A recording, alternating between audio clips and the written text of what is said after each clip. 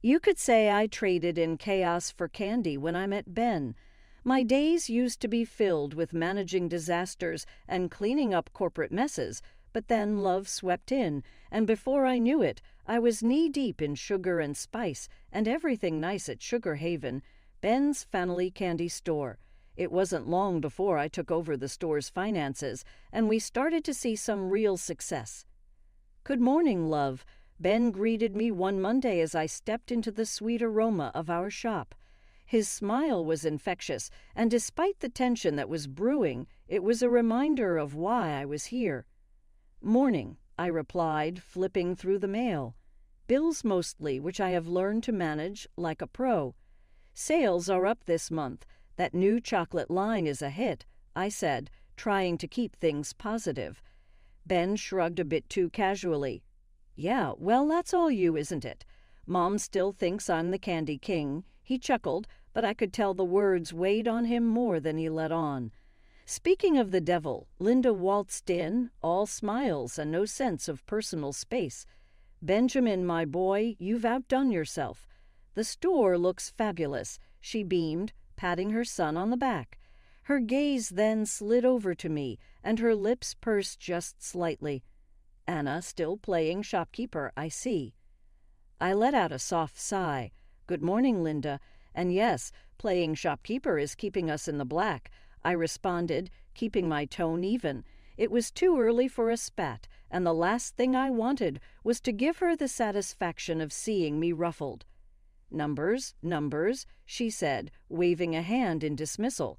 "You should leave that to the accountants and help my son with the real business."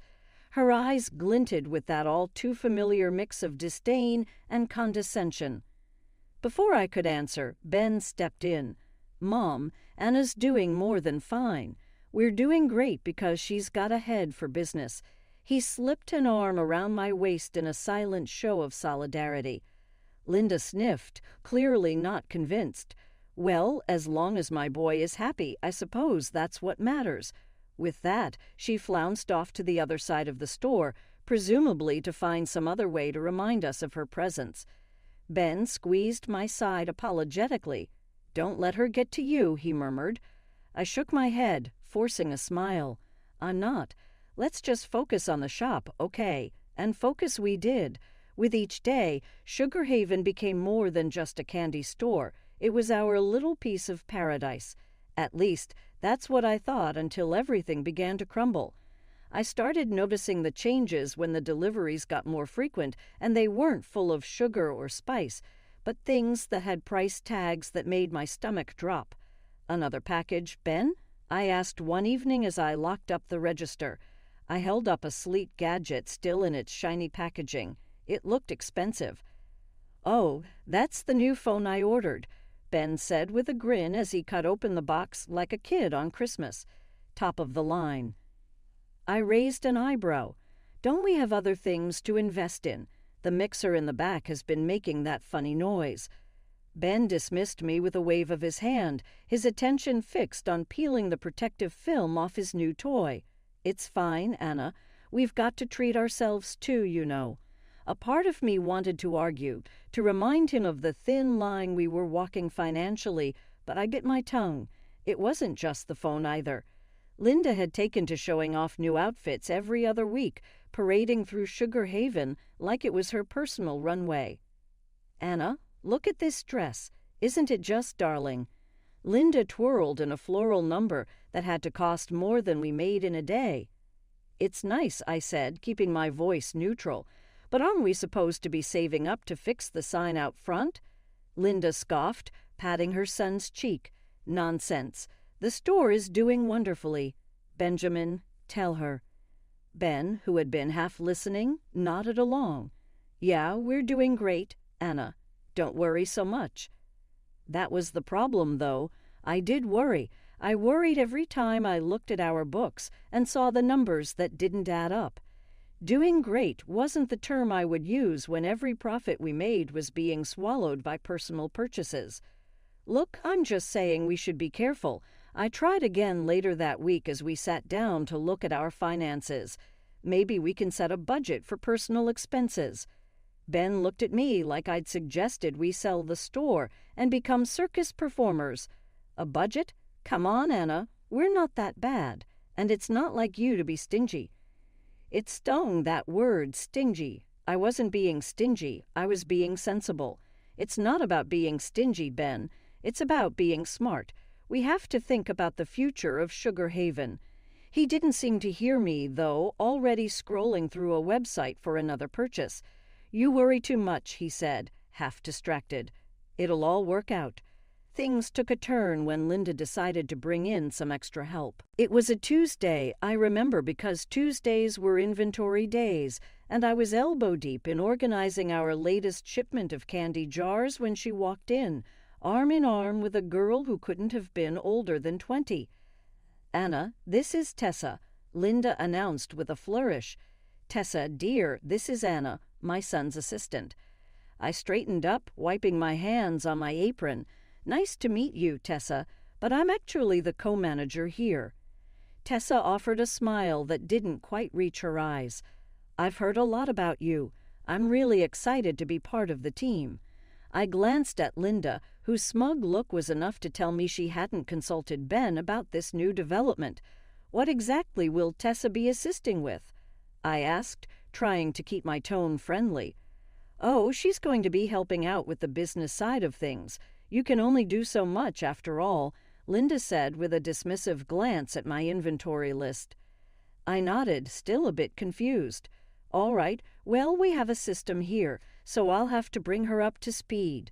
It didn't take long for me to see that Tessa's version of helping out was more about hovering and less about doing actual work. When I saw the salary Ben's mother had set for her, I nearly choked. "Ben, can we talk?" I cornered him later that day in the office. "Sure, what's up?" he asked, not looking up from his computer. "It's about Tessa. Her salary it's more than what we can afford for the role she's in." Ben finally looked up, his brow furrowing. "Mom said it was fine." "She thinks Tessa's going to bring a lot to the table." I sighed, feeling like I was talking to a wall. We agreed to discuss new hires together, especially when it comes to how much we're paying them. He shrugged, that annoyingly dismissive gesture becoming more frequent. "What's done is done. Mom has a good feeling about her." I had to bite back a retort. Good feelings didn't balance books. I left the office feeling like I was the only one seeing the red flags, while Ben and his mother were content to parade around with blindfolds. I've always been the kind to check twice, maybe 3 times, especially when it comes to numbers. So when I stumbled upon an envelope stuffed in the back of a filing cabinet while hunting for a misplaced invoice, my first thought was that it was just another forgotten bill. But as I flipped through the papers, my heart started to race, not from excitement, but from cold, hard dread. It was a loan document with Sugar Haven listed as collateral, and the amount was far more than what would ever be considered reasonable for our modest shop. "Ben," I said, walking into his cluttered office, papers in hand, "what is this?" He glanced up, and I saw his eyes flicker, the first sign of guilt I'd seen in him in months. "Oh, that. It's nothing. Just a small loan I took out to cover, store improvements." "Store improvements," I echoed, incredulous. "This amount could renovate the store 5 times over. What did you really use it for?" There was a pause long enough for the truth to wedge itself between us. "Okay, look," he started, and I could tell he was choosing his words carefully. "I might have used some of it for the house, the one I've been working on for us." "For us?" I repeated, my voice sharp with disbelief. "Or for your gadgets and whatever else you've been blowing money on." He stood up then, his chair scraping back with a sound that felt like a gavel on my patience. "It's not like that, Anna. You don't understand. This is all going to pay off in the end." I shook my head. "No, Ben. Taking out a loan against the store without telling me, that's what I don't understand. How could you be so reckless?" Before he could answer, Linda bustled in, her nose wrinkling as she saw the papers in my hand. "What's all this about?" she demanded. Ben tried to explain, but I cut him off, thrusting the loan papers at her. "Did you know about this?" She barely glanced at the documents before waving them off. "Of course I did. Ben's just doing what's necessary for our future. And who are you to question him? You're just the help after all." The words stung, but more than that, they fueled a fire in me. "Just the help?" I said, my voice low but firm. "I've been keeping the store afloat while you two have been treating it like your personal bank account." Ben's face had gone pale, and Linda looked like she was about to spit fire. "You ungrateful little—" "No," I interrupted, my calm surprising even myself. "What's ungrateful is not recognizing the hard work someone's been putting into this business. What's foolish is risking everything for a house that we don't even need." I waited for them to say something to defend themselves, but all they did was stare at me, caught in the act. I left the room then, the documents clutched in my hand like a verdict yet to be delivered. The kitchen table was never really meant for business meetings, but that day it was surrounded by the most solemn faces, as if we were about to discuss matters of state instead of the confectionery. Ben cleared his throat, his eyes not quite meeting mine. "We need to talk about the store's future." I sat down, folding my hands on the table. "We already did that when I found the loan documents." Linda huffed from across the table, her arms crossed. "We need to be realistic, Anna. The store isn't pulling in enough to cover the debts. We have to find money somewhere." There it was, the "we" that really meant me. I kept my voice steady. "What do you suggest?" Her eyes gleamed with a kind of cold calculation. "You have that inheritance from your parents. It could cover the debts and get the store back on its feet." I felt like I was listening to a stranger, not the woman whose son I had married. "You want me to use my parents' money, the money they left for me, for my future?" Ben finally spoke up. "It's not like you're doing anything else with it." "That money was meant for me, for my security," I said, the disbelief clear in my voice. "And what about our security?" Linda shot back. "You're part of this family now, aren't you?" I looked between them, my heart sinking. "I am, but it seems you only remember that when you need something from me." Ben shifted uncomfortably. "It's not like that. But we're drowning here, Anna." "So you expect me to just hand over my future, just like that?" I asked. Linda leaned forward. "If you care about this family, yes." I thought of the long hours, the sleepless nights, the sacrifices I had made for the store. If I do this, if I invest my inheritance, I want a third of the store. I want to be an official co-owner. The room fell silent. Then Linda laughed, a harsh sound that bounced off the walls. "You, co-owner? Don't be ridiculous. You're not business material." I stood up, my chair scraping loudly against the floor. "Then you find another way to cover your debts because my inheritance is not your emergency fund." Ben's face was unreadable, but Linda's was red with anger. "You'd let this family business go under." "I've tried to save it," I said, my voice quiet but firm. "But I won't set myself on fire to keep you warm." I wasn't one for late-night visits to the shop, but something in my gut told me to go to Sugar Haven that evening. The place was dark, which was expected, but the faint glow of a light from the back office wasn't. I pushed the door open, the familiar tinkle of the bell sounding almost ominous in the silence. The sweet scent of confectionery that usually comforted me now felt heavy, loaded with the scent of betrayal. As I walked towards the back, the murmurs from the office grew clearer. Then I saw them through the partly open door, Ben with his arms around the new assistant, Tessa, who giggled at something he whispered in her ear. I pushed the door open fully, and they sprang apart, their expressions turning from shock to guilt within seconds. "Anna," Ben stammered, straightening his shirt. "What are you? It's not what it looks like."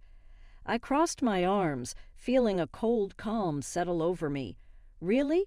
Because it looks like I just caught my husband with his arms around another woman." Tessa was smoothing her hair back, looking anywhere but at me. "We were just going over inventory." "At midnight, with the inventory in your arms." I said, my tone dry. Ben's eyes were pleading now. Anna, please, you're blowing this out of proportion. I laughed, short and humorless. Am I? Because from where I'm standing it looks pretty clear to me. He took a step towards me, and I held up a hand. Save it, Ben. I don't know what's worse, the cheating or the pathetic lies. Tessa finally spoke up, her voice small. I'm sorry, Anna. I didn't mean for any of this to happen. I looked at her, really looked at her, young, naive, and caught in the web of a man who couldn't take responsibility for his actions. You should be, and you should also be looking for another job. Ben's protest was immediate. You can't fire her for this. I turned to him, my resolve steeling. I can and I will, and I'll be looking for a good lawyer in the morning. His face paled. Anna, please, let's talk about this. There's nothing to talk about, I said, cutting him off. You've made your choices. Now you get to live with them. I didn't wait for his response. I walked out of there with my head held high, the sound of Ben calling after me fading into the background. The morning after I caught Ben was bright, a stark contrast to the mood in our home. I'd spent the night at my own place, the one I kept as a rental property. As I sat at the kitchen table, my phone buzzed with a message from Ben. I considered not even reading it, but curiosity got the better of me. It was a photo of a bank letter addressed to Ben, the words, "Final notice," and "immediate repayment required," standing out. Beneath it, he typed a message. We need to talk. This is serious. I typed back a simple, on my way, and got ready to face the music. When I arrived at the confectionery, Ben and Linda were already there, pacing like caged animals. Linda spotted me first, and her expression soured. Decided to show up, did you? She snapped as I walked in. I nodded, holding her gaze. You wanted to talk. Ben held out the letter to me. The bank's coming down hard. We could lose everything. I scanned the letter, the numbers not surprising me but still making my stomach turn. So what's your plan? Linda's plan was apparently to glare daggers at me. We wouldn't be in this mess if you just helped us when we asked. Ignoring her, I addressed Ben. What are you going to do? He ran a hand through his hair, looking defeated. I thought you could pay it off with your inheritance. My laugh was bitter. And I told you I'm not doing that without a stake in the business. Linda stepped forward. You're being unreasonable, Anna. This is a family business. I met her challenge with a calm I didn't feel. And where was this family when your son was spending money we don't have and hiring his friends for fun? Ben started to say something but stopped, his eyes dropping to the floor. You don't get to play the family card only when it suits you, I continued. We'll figure something else out then, Ben muttered. You'll have to, I agreed. Then Linda did something unexpected. She smiled, but it wasn't pleasant. Fine. But if you're not going to help, then you're out. We'll manage without you. You're fired.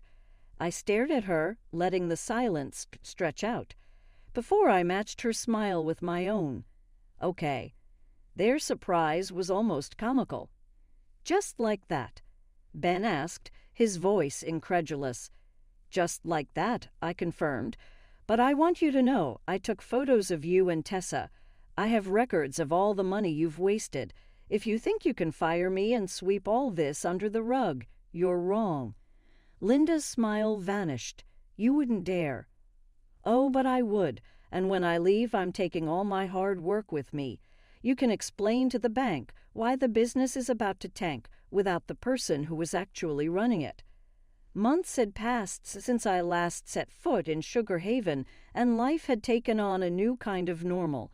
The crisp sound of papers, the hum of focused conversations, and the sight of crisis management and resolution had replaced the scent of sugar and spice.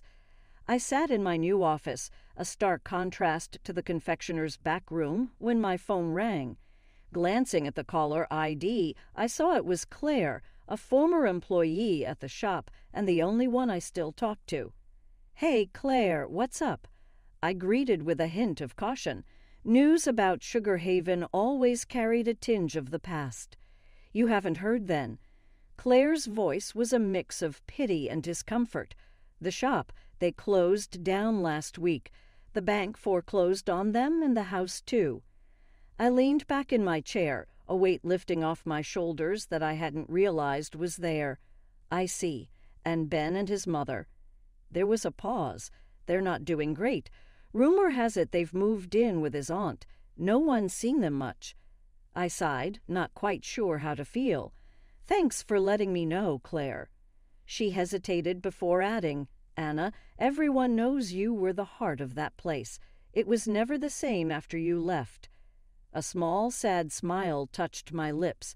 I appreciate you saying that. How about you? Found a new job yet? Yeah, I'm working at a bakery downtown. It's not Sugar Haven, but it's a start. That's great to hear. You always had a talent for baking. I'm sure you'll do well there. We chatted for a few more minutes before saying goodbye. I hung up and looked out the window at the bustling street below. There was a knock at my door, and my assistant peeked in. Your 3:00 is here, Anna. Thanks, send them in, I responded, shaking off the remnants of nostalgia. The clients came in, a husband and wife team looking worried about their own business. I stood to greet them, ready to dive into another challenge. We've heard great things about you, Anna, the wife said as we sat down. They say you're the best crisis manager in town. I smiled, the title sitting comfortably with me. I'll do my best to live up to that reputation. Now tell me about your business, and let's see how we can turn things around. As they spoke, I listened, already forming strategies in my mind. This was my world now, where every problem had a solution and every crisis was an opportunity. Sugar Haven and its bitter memories were behind me, and ahead was a path that I had forged for myself, a path of resilience, redemption, and rebirth. The meeting stretched on, the client's initial anxiety giving way to hopeful smiles as we discussed possibilities. They left with a renewed sense of purpose, and I turned back to my desk, my heart lighter than it had been in a long time. In the end, I realized that sometimes the sweetest outcomes come after the most bitter trials, and the future was mine to create, one